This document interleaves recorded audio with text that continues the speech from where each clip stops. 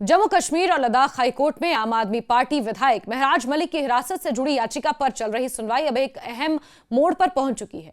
अदालत ने विस्तृत दलीलें सुनने के बाद मामले की अंतिम सुनवाई की तिथि 4 दिसंबर तय की है।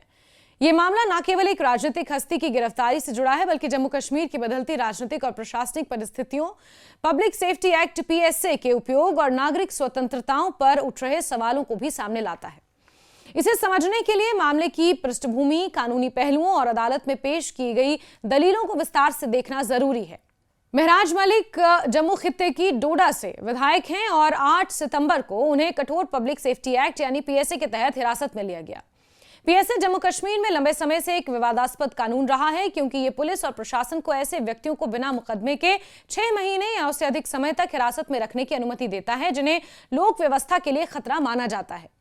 प्रशासन ने मलिक की गिरफ्तारी का कारण पब्लिक ऑर्डर में गड़बड़ी बताया, परंतु विस्तृत आरोप सार्वजनिक नहीं किए गए। दरअसल डोडा के उपायुक्त के ऊपर जिस तरह से अभद्र टिप्पणी सोशल मीडिया पर आकर महराज मलिक ने की थी, उसे कहीं ना कहीं माहौल बिगाड़ने वाला करार दिया गया और उनके ऊपर पीएसए लगाया गया, जिसके अंतर्गत वो जेल में बंद हैं। वहीं गिरफ्तारी के कुछ ही दिनों बाद मलिक को कठुआ जेल में स्थानांतरित कर दिया गया है, जहां उन्हें पीएसए के तहत रखा गया है।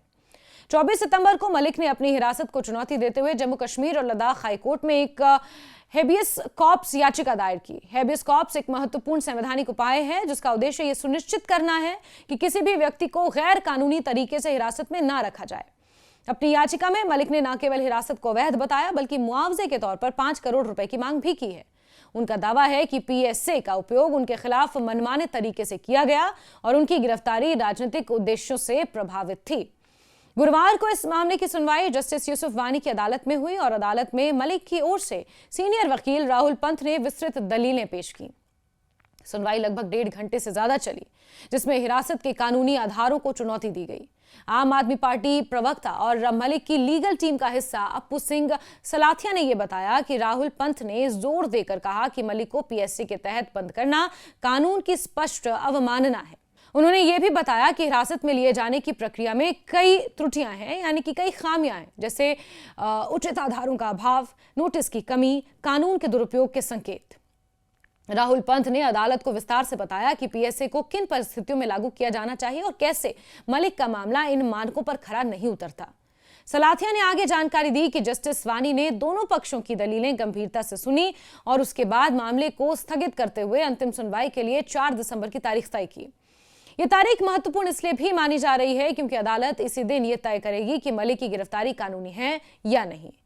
लेकिन अदालत यह पाती है कि हिरासत गैर कानूनी थी तो न केवल हिरासत रद्द होगी, बल्कि मलिक की मुआवजे की मांग पर भी विचार किया जा सकता है। उनके वकीलों के अनुसार यह मामला नागरिक अधिकारों और प्रशासनिक पारदर्शिता के लिहाज से भी महत्वपूर्ण मिसाल बन सकता है।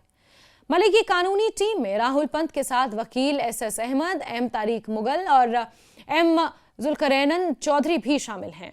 ये टीम लगातार इस बात पर जोर दे रही है कि पीएसए जैसे सख्त कानूनों का उपयोग सावधानी से और वास्तविक गंभीर परिस्थितियों में ही किया जाना चाहिए। इस मामले के माध्यम से वो ये स्थापित करने की कोशिश कर रहे हैं कि यदि पीएसए का मनमाने ढंग से उपयोग होता है तो ये लोकतांत्रिक ढांचे और नागरिक स्वतंत्रताओं के लिए खतरा बन सकता है। ये मामला जम्मू कश्मीर के वर्तमान राजनीतिक माहौल में भी विशेष महत्व रखता है। 2019 में अनुच्छेद 370 हटाए जाने के बाद से क्षेत्र में कई प्रशासनिक और राजनीतिक बदलाव हुए हैं। इस दौरान सुरक्षा से जुड़े कानूनों के उपयोग में भी बढ़ोतरी देखी गई है। सरकार का तर्क है कि सुरक्षा और स्थिरता के लिए ऐसे कानून जरूरी हैं, जबकि विपक्षी दल और कई मानवाधिकार संगठन कहते हैं कि इनका प्रयोग अक्सर राजनीतिक विरोधियों को निशाना बनाने के लिए होता है। मलिक की गिरफ्तारी को भी इसी संदर्भ में देखा जा रहा है, क्योंकि वो क्षेत्र में आम आदमी पार्टी के एक सक्रिय और मुखर चेहरे रहे हैं। अदालत की आगामी सुनवाई को लेकर न केवल आम आदमी पार्टी समर्थक, बल्कि नागरिक समाज के कई लोग भी उत्सुक हैं।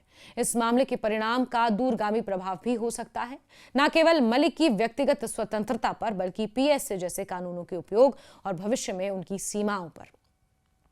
यदि अदालत प्रशासन पर कड़ी टिप्पणी करती है या हिरासत को अवैध ठहराती है, तो ये भविष्य में ऐसे मामलों के लिए एक महत्वपूर्ण मार्गदर्शक सिद्धांत बन सकता है। 4 दिसंबर की सुनवाई न केवल एक कानूनी प्रक्रिया होगी, बल्कि एक ऐसा क्षण भी जो ये निर्धारित करेगा कि जम्मू कश्मीर में कानून, नागरिक स्वतंत्रता और राजनीतिक गतिविधियों के बीच संतुलन कितना प्रभावी ढंग से कायम रखा जा रहा है।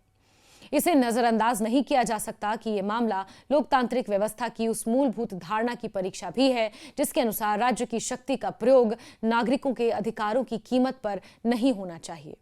महराज मलिक, जो कि आम आदमी पार्टी के सिर्फ एकमात्र विधायक डोडा से हैं, जम्मू कश्मीर में वो पीएसए के अंतर्गत जेल में बंद हैं। जब उनकी गिरफ्तारी हो रही थी उस वक्त हमने एक बड़ा पॉलिटिकल ड्रामा देखा था। आम आदमी पार्टी नेता संजय सिंह जम्मू कश्मीर पहुंचे और उन्होंने कहा कि उन्हें गेस्ट हाउस अरेस्ट किया गया। इसके अलावा कई और राजनीतिक हस्तियों ने इसके खिलाफ बयान दिया, कहा कि महराज मलिक की गिरफ्तारी असंवैधानिक है, पीएसए एक पब्लिक रिप्रेजेंटेटिव के ऊपर लगाना सही नहीं है। उमर अब्दुल्ला तक का बयान इस पर सामने आया था। आपको याद होगा कि मॉनसून सत्र जब शुरू हुआ था उसके ठीक पहले कांग्रेस पार्टी और नेशनल कॉन्फ्रेंस के विधायकों ने कुछ प्लेकार्ड्स लेकर एक तरह से विरोध प्रदर्शन किया था और विधानसभा के अंदर भी अवामी इत्तेहाद पार्टी की तरफ से विधायक ने इस मुद्दे को उठाने की कोशिश की थी। महराज मलिक की गिरफ्तारी का विरोध एक तरह से किया था और जब से उनकी गिरफ्तारी हुई है तब से लगातार विरोध किया जा रहा है। प्रशासन पर सवाल उठाए जा रहे हैं, पीएसए पर सवाल उठाए जा रहे हैं। पब्लिक सेफ्टी एक्ट के तहत महराज मलिक की जो गिरफ्तारी है उसे असंवैधानिक करार दिया जा रहा है और महराज मलिक ने खुद इसे चुनौती दी है। इस पर सुनवाई चल रही है, मामला सब जुडिस है और ऐसे में अंतिम सुनवाई 4 दिसंबर को होनी है जिस पर सभी की निगाहें टिकी हुई हैं।